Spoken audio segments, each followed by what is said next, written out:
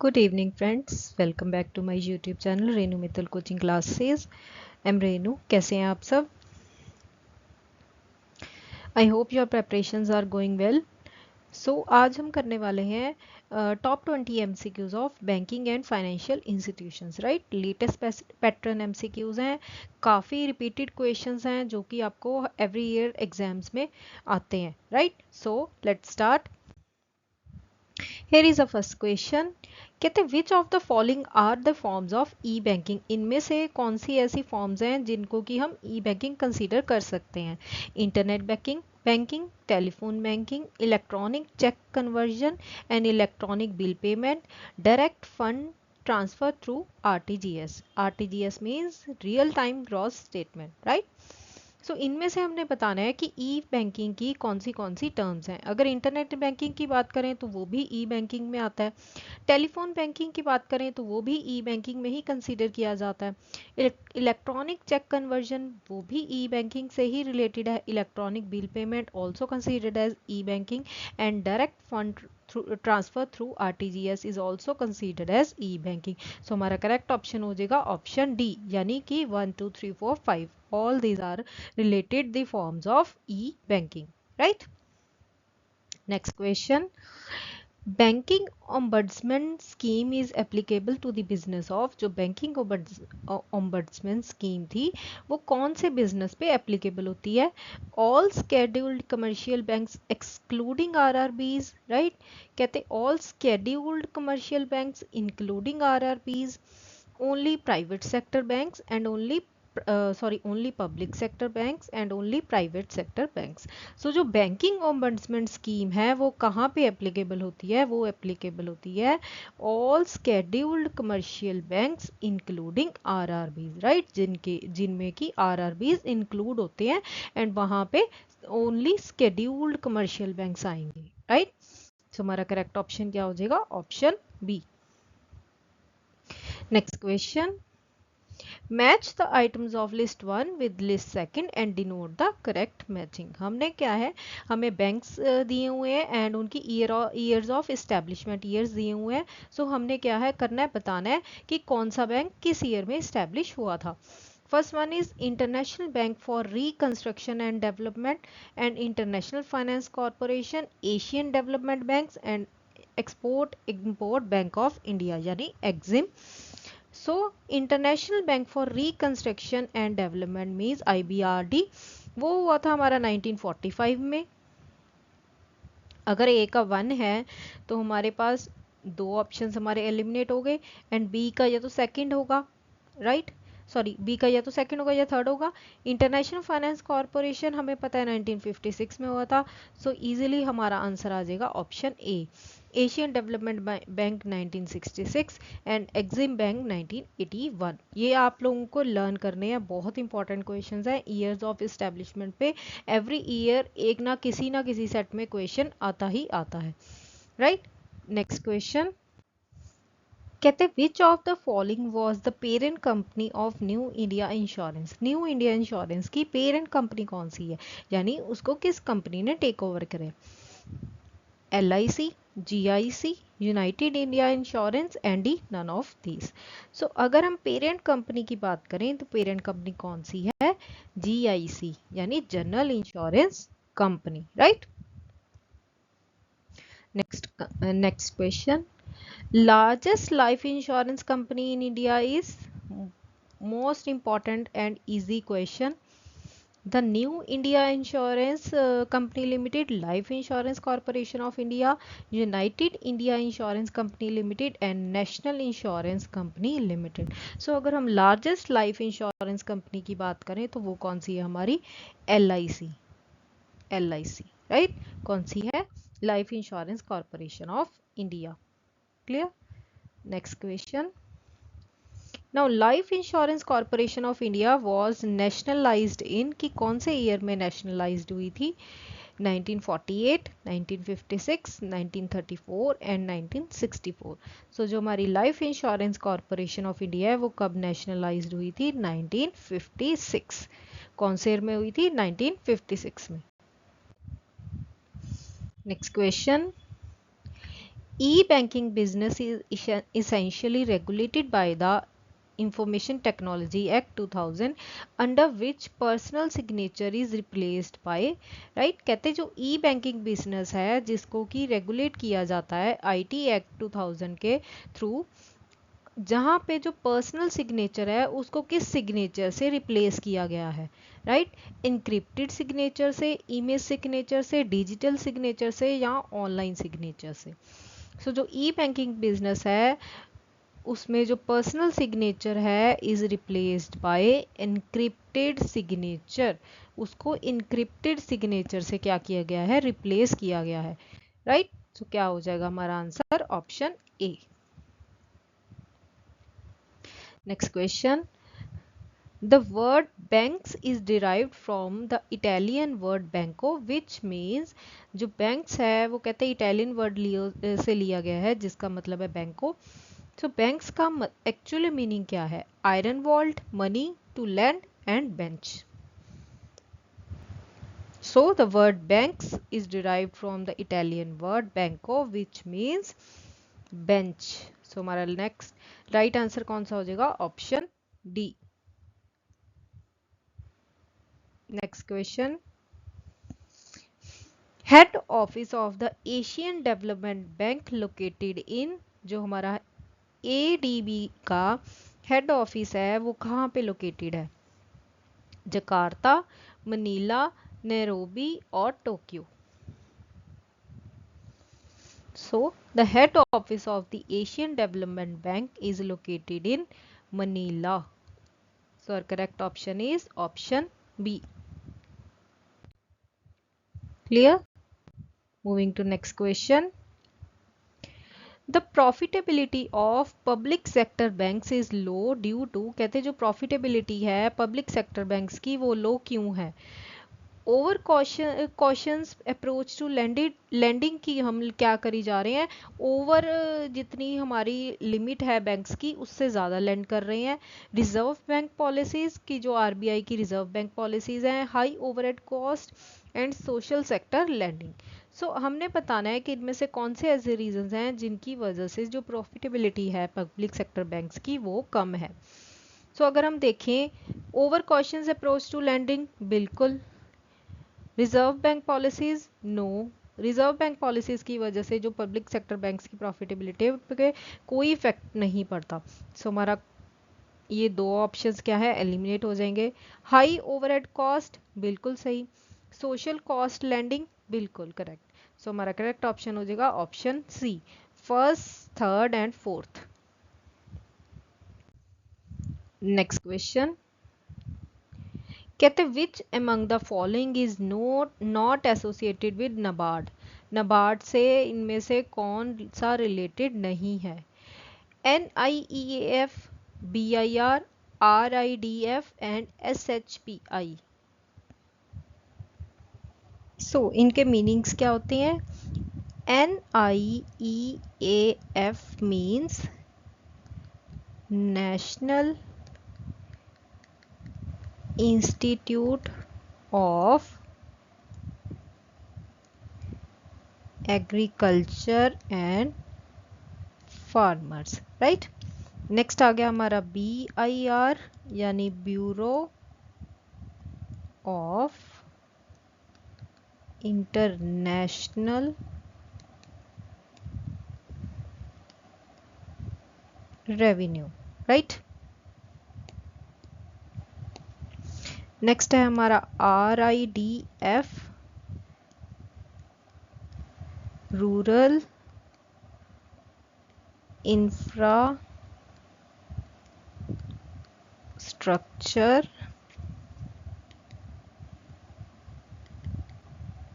Development fund, right. Next है हमारा SHPI, self help promoting institution, right.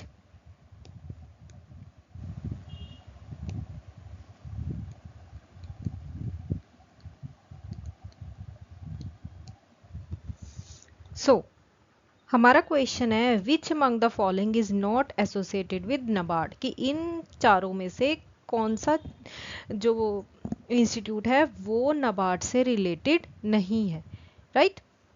NIEF यानी national institute of agriculture and farmers, BIR bureau of international revenue, RIDF rural infrastructure development fund and SHPI means self help promoting institution, right. So हमने बताना है कि which among the following is not associated with NABARD. अगर हम देखें तो इनमें से कोई भी एसोसिएटेड नहीं है नबार्ड से। सो हमारा करेक्ट ऑप्शन क्या हो जाएगा? ऑप्शन डी, यानी नन ऑफ दीज, कि इनमें से कोई भी नबार्ड से एसोसिएटेड नहीं है। क्लियर?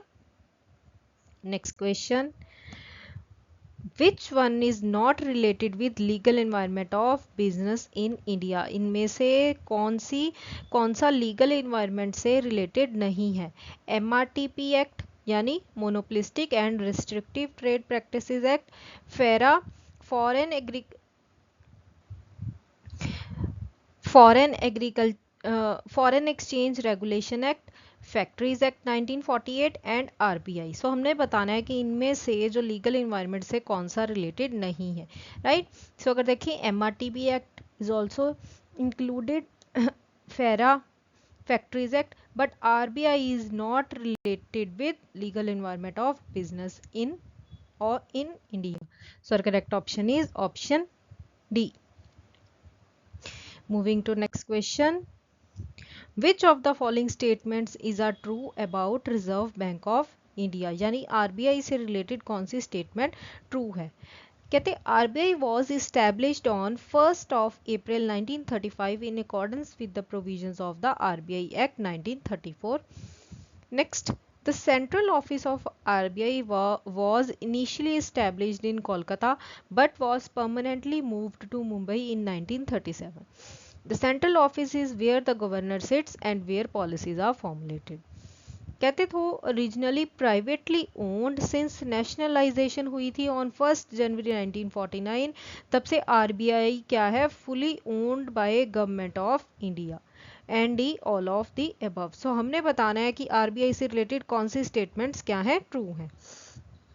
सो अगर हम देखें RBI सबसे पहले इस्टेब्लिश हुआ था 1 April 1935 according to the RBI act 1934, बिल्कुल करेक्ट। सेंट्रल ऑफिस पहले इसका कोलकाता में था बट नाउ 1937 से वो मुंबई में शिफ्ट हो गया था।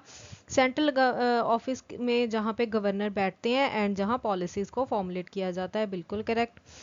कहते पहले क्या था? ये प्राइवेटली ओन्ड था बट जब इसकी नेशनलाइजेशन हुई ऑन 1 जनवरी 1941, तब से RBI क्या है? Is fully owned by government of India. This is also correct. So our correct option is option D, यानी all of the statements are true.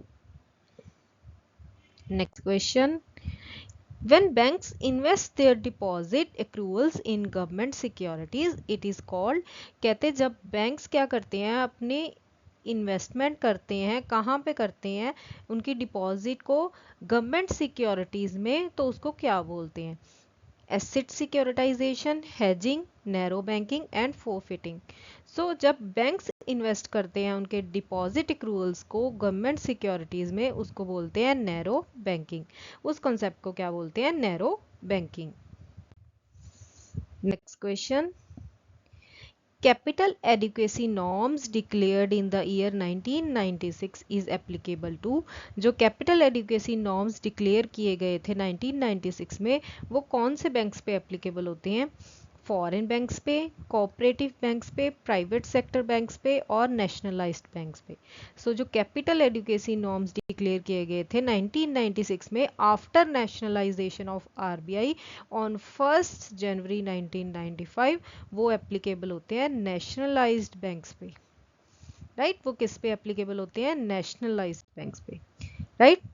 Next question, कहते skimming in e banking is a method of. Skimming का मतलब क्या है? E banking, converting debit card into credit card, transferring cash from one account to another account, stealing credit card information and intimating the customer about his heavy withdrawals, right।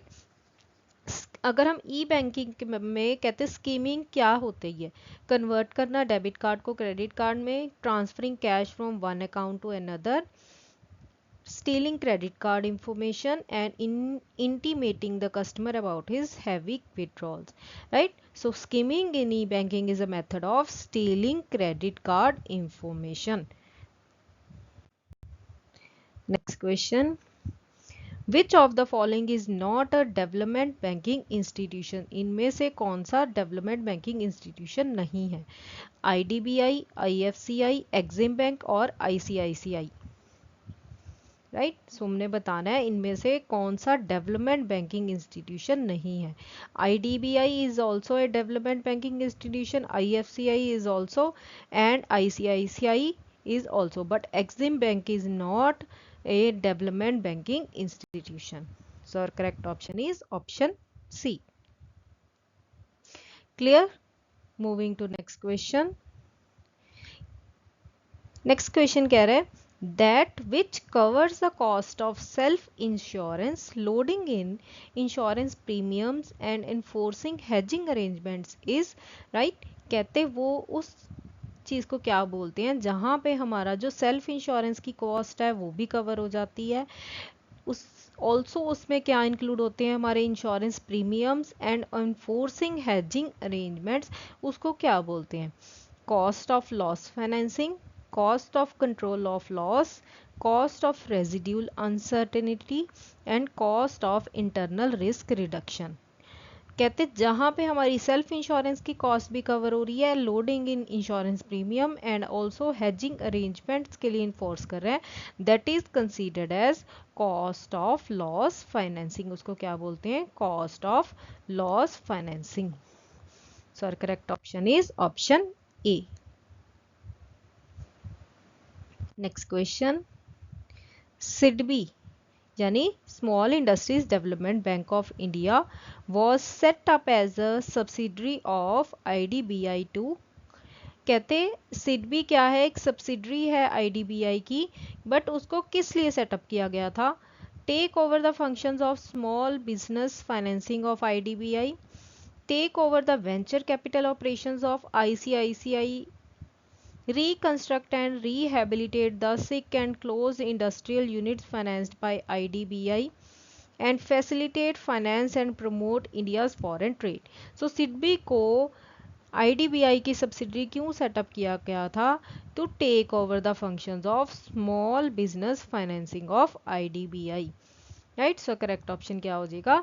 Option A, because SIDBI का full form ही क्या है? Small Industries Development Bank of India. So वो क्या करता था? Small business के ही फंक्शंस को टेक ओवर करना उसका काम था. Clear? Next question, arrange the events in the ascending order of their occurrence. हमने बताना है कि इन सभी फंक्शंस को हमने उनके अकरेंस के अकॉर्डिंग क्या करना है? अरेंज करना है. Allowing convertibility of rupee at the market rate in the current account, nationalization of general insurance business, establishment of IDBI, nationalization of life insurance business and capital adequacy norms for commercial banks. तो हमने बताना है कि सबसे पहले इनमें से क्या हुआ था. सबसे पहले हुआ था नेशनलाइज हुई थी हमारी LIC बिजनेस. सबसे पहले क्या हुआ था? नेशनलाइज हुआ था हमारा LIC बिजनेस. उसके बाद हमारी इस्टेब्लिशमेंट हुई थी IDBI, right. Next, nationalisation of general insurance business and allowing convertibility of rupee at the market rate in the current account, and after that capital adequacy norms for commercial banks, right. So हमारा correct option हो जाएगा option A. सबसे पहले LIC business nationalise हुआ, then IDBI establish हुआ, then उसके बाद general insurance business nationalise हुआ, देन उसके बाद allowing convertibility of rupee at the market rate, and then capital adequacy norms for commercial banks. So correct option is option A. Clear? So this is it for today's video. I hope you like the questions. Please subscribe my channel Renu Mittal Coaching Classes. Stay tuned for more such videos. Thank you so much.